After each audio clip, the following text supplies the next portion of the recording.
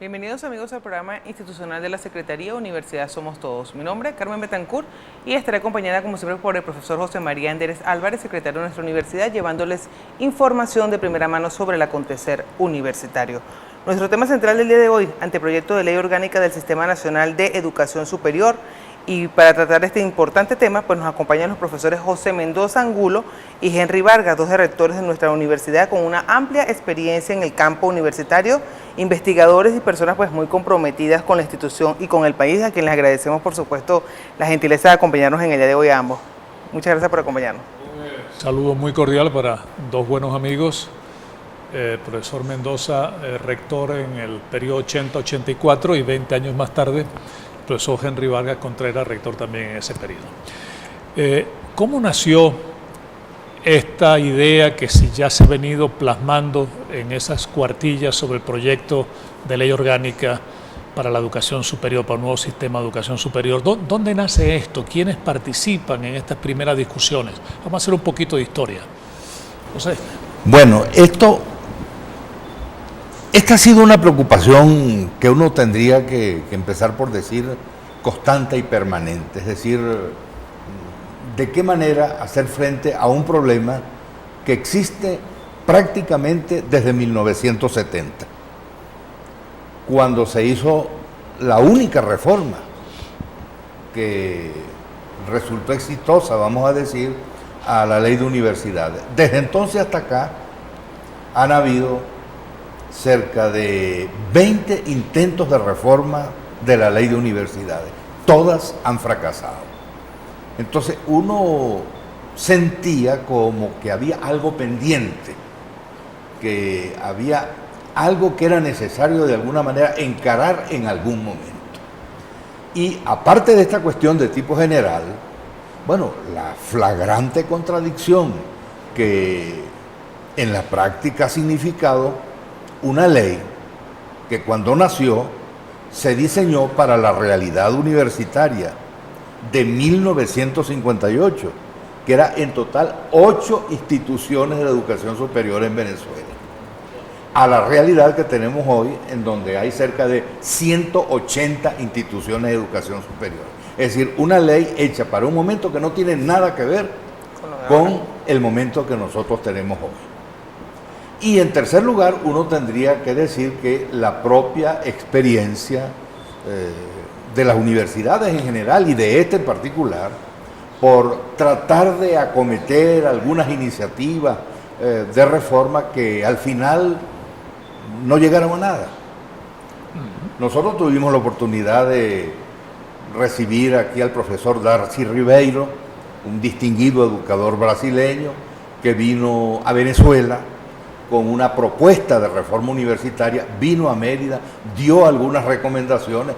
Yo recuerdo entre las recomendaciones de Darcy Ribeiro para la ULA era hacer de las 10 facultades que había en aquel entonces, 3 facultades, y de intentar una especie de estructura casi previa a la universidad, que era el ciclo básico. Todo eso quedó con la creación del ciclo básico, es decir, con un retazo que permitía resolver el problema del cupo de la Facultad de Medicina, pero no siguió. Después hubo otro intento coordinado por el doctor Ramón Vicente Casanova. Él estuvo presidiendo una comisión que elaboró una enorme cantidad de documentos de reforma de la universidad. Luego se presentó la famosa renovación universitaria, un movimiento que de alguna manera fue inspirado por el Mayo francés de 1968 y que acá suscitó muchas discusiones, sobre todo en la Universidad Central y en esta Universidad de los Andes. ¿Qué nos quedó de la renovación? si a mí me preguntan apuradamente, yo digo, bueno, que cambiamos el régimen de año por los semestres. Régimen semestral. Aparecieron los semestres y resulta que con el tiempo, pues muchos de los que fueron a los semestres han dado marcha atrás y entonces han vuelto a los años.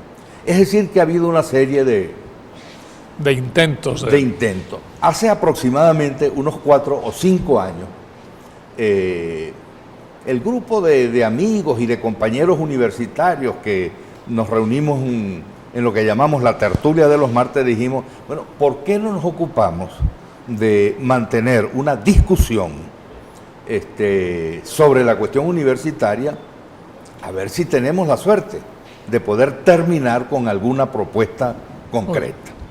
Y empezamos este trabajo con un añadido. La Constitución de 1999 introdujo una modificación en relación con las constituciones anteriores, yo creo que en relación con la cual los universitarios no nos dimos cuenta de la profundidad de esa reforma.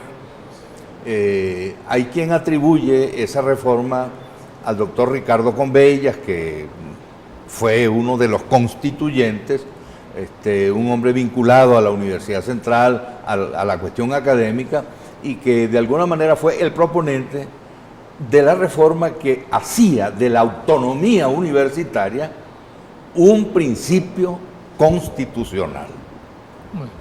Realmente nosotros no nos dimos cuenta, sino tardíamente, de ese detalle, que con esa decisión se le estaba dando a las universidades una suerte de privilegio o de derecho que solamente lo tenía el Parlamento concebido por esa Constitución y el Tribunal Supremo de Justicia, que era dictar sus propias normas de gobierno, de organización.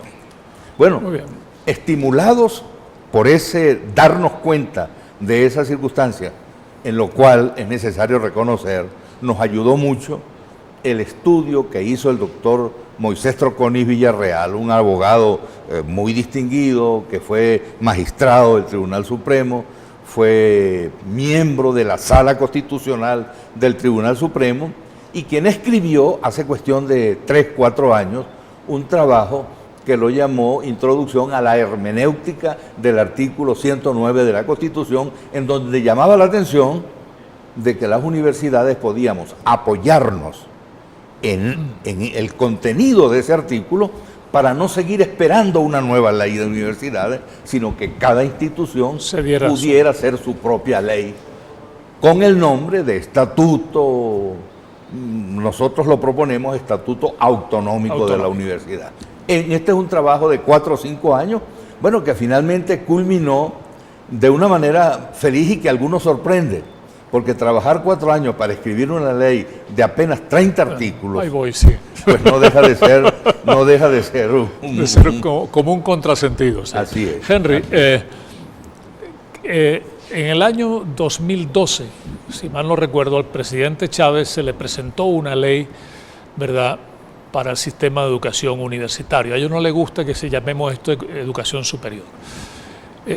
¿Qué pasó? ¿Por qué el presidente Chávez no aprovechó la mayoría que tenía en el país y en el Parlamento para sancionar esa ley? Desde el punto de vista de los estudios que ustedes han hecho, ¿cuáles eran las deficiencias de esa ley?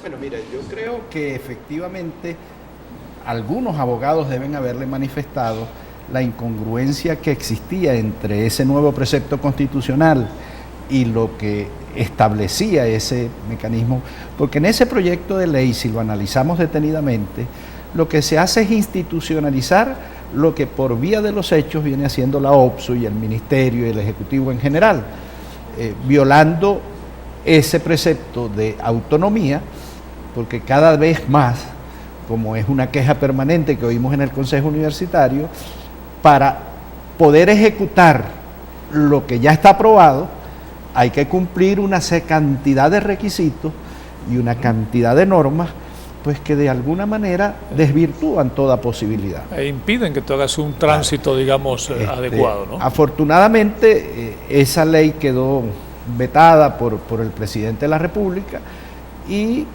Bueno, precisamente a raíz de todas esas cosas, en la gestión donde yo estuve como rector, se planteó la alternativa de el cambio, lo que denominamos el cambio. Lo único permanente es el cambio. Lo único permanente es el cambio, y que se hicieron una serie de aportes acerca de cómo cambiar.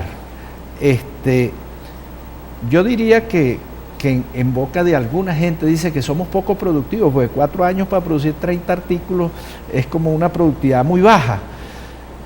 Y precisamente lo que nosotros planteamos en ese momento en que estábamos diseñando ese anteproyecto es que para que las universidades puedan ejercer su autonomía, ahí no puede haber normas, porque cada universidad debe darse la suya. Ahora bien, hay algo que es importante que sepamos, porque dice, bueno, si cada una se puede hacer la suya, ¿para qué hay una ley? No, porque es solo para las autónomas. Que por cierto, en la ley y en toda una serie de normas y reglamentos que hay por ahí, el gobierno sistemáticamente niega la posibilidad de que se llamen autónomas, dice no experimentales. Están en mora, ciertamente. Sí. Universidades como la Simón Bolívar, que tiene una larga y productiva trayectoria en el área académica, ¿desde cuándo ha debido pasar a ser universidad autónoma? ¿No? Bueno, en la UCLA se le planteó la posibilidad si hacían una serie de normas, etcétera. Entonces, nosotros decimos, bueno, esa creación de la figura de experimentales y que ahora han proliferado con las territoriales, las particulares, la de las mujeres, la de la Fuerza Armada, los hombres, los campesinos. La experimentalidad era una decisión, una situación transitoria que se ha convertido en permanente. Sí, es un vicio en el país, ciertamente. Entonces nosotros lo que decimos es, mientras las experimentales sigan siendo experimentales y las otras que hay para escoger la normativa que existe, tiene que haber una ley para coordinar y para que se puedan establecer a través de cuerpos colegiados formados por gente de experiencia, cómo vamos a evaluar cuáles de las experimentales pueden pasar a ser universidades autónomas, y a partir de ese momento pues harán su estatuto. Pero mientras tanto, sus estatutos de creación, porque ni siquiera se rigen por ley de universidades, se rigen por el estatuto de creación. Así es. Y eso es muy limitante porque tienen 30, 40, 50 años y la situación ha cambiado muchísimo. No, y como lo decíamos en la exposición que hacíamos en el Consejo Universitario, ellos gozan de una autonomía limitada a lo que diga su estatuto de creación. Pues bien, hay que de alguna manera tener ese marco que tiene que ser muy, muy general. Pero yo creo que es importante hacer hincapié en que es necesario que en este momento entendamos que la ley general, el anteproyecto que nosotros estamos presentando, no puede ser detallado, porque entonces vas en contra de la idea de la autonomía de cada quien. Eso es lo que a veces la gente no entiende. La gente está esperando una ley en la cual tú regules absolutamente todo. Y en una ley que regula absolutamente todo, la autonomía universitaria no existe. Pero por eso tienes 20 y tantos artículos, de los cuales los 3 o 4 artículos finales tienen que ver con disposiciones transitorias y finales, y con alguna disposición que va siempre en las leyes y en los reglamentos, que lo no previsto ahí será resuelto en otros sitios. Esa fue la concepción, o sea, ¿eso se pensó de esa manera o fue un accidente terminar con una ley que tenía 28 o 30 artículos? Y al final, digamos que nosotros, después de hacer una discusión prolija entre nosotros, nos preguntamos, ¿y cuáles son los 3 principales problemas que encontramos en este momento en el mundo de la educación superior venezolana? Dijimos, hay uno primero, que no existe un sistema nacional de educación superior. Existen instituciones de educación superior, existen centros de investigación, institutos de investigación, universidades que no forman parte del Consejo Nacional de Universidades. Entonces, nos parecía que un primer problema era tratar de crear un sistema nacional que abarcara la totalidad de instituciones que se ocupan del asunto y que permitiera definir en materia de educación superior una política de Estado. Porque aquí ha habido políticas de gobiernos, pero no una política de Estado. Es decir, que gobiernos distintos supieran que hay unas orientaciones generales que deben ser obligantes para todos, independientemente del matiz, del estilo que le ponga cada gobierno. Cada gobierno en particular.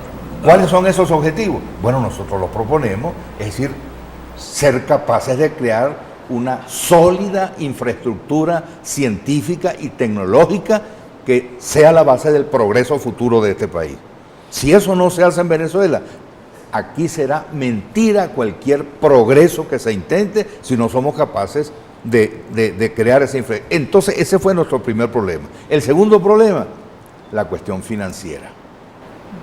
De algún modo hay que introducir cambios en el financiamiento de la educación universitaria para evitar, digamos, estos problemas que tenemos ahora. Y el tercer gran problema, crear las condiciones para que las comunidades de profesores, estudiantes, egresados, pudieran ejercer la autonomía tal y cual como está prevista en la Constitución. Vamos a volver, Carmen, dentro de un ratito, vamos a identificar la estación y vamos a volver con Henry para irnos sobre esos tres aspectos fundamentales, para que nos expliquen cómo está constituido el anteproyecto de ley, que está en 3 grandes capítulos, de qué trata cada uno de esos capítulos, cuáles son los artículos más importantes, los más relevantes, para que vayamos conociendo en la comunidad universitaria, en la comunidad que tiene relación con la universidad en Mérida, Táchira y Trujillo, cuáles son las cosas buenas que se plantean en este proyecto. Quédense con nosotros, ya regresamos.